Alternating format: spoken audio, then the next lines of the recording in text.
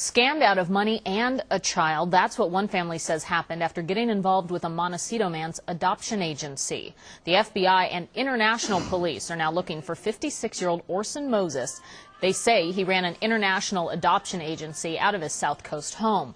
Local district attorneys believe Mozes fled the United States last summer after scamming more than 60 would-be parents out of thousands of dollars.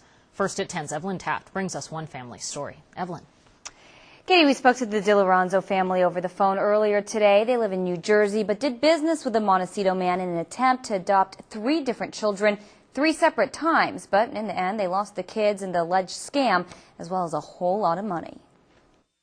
Dawn DiLorenzo and her husband decided to adopt a couple years ago after going through rounds of unsuccessful fertility treatments. They did some research and came across an adoption website run by Montecito-based Orson Mozes. The agency adopted out children from Kazakhstan, Ukraine, and Russia. We saw a number of children that were on there, but one in particular, Alexander, his picture caught our eye. And DiLorenzo contacted Orson Mozes to begin an international adoption. He assured us that the child could be held while we processed our paperwork. But the couple had to put down some cash in order to do so. We had to open up a Federal Express account and, of course, fill out, forms and contracts. And we ended up sending him $8,850.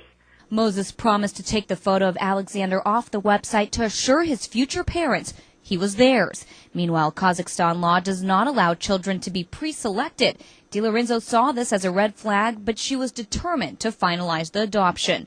She says Mozes reassured them it would happen. You put pictures up of this child, you share these pictures with your family and friends, you start preparing your nursery, and the child in your heart, that's your child. It's like a pregnancy.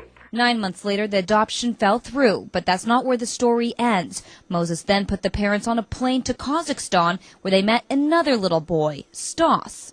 We did bond with him for 10 days, celebrated his first birthday with him, and the next morning we were brought into the orphanage director's office and told that his mother had returned and didn't want him adopted. DiLorenzo's husband wanted to leave, but she insisted on trying again with this boy, Andre. But the third time was not the charm.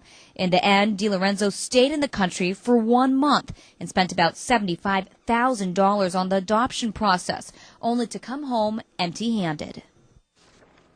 And we spoke to Mozes' neighbors in the Montecito neighborhood earlier today, and they say Mozes was not very well liked within that neighborhood. They also say he left his wife behind when he disappeared last summer. Katie, back to you.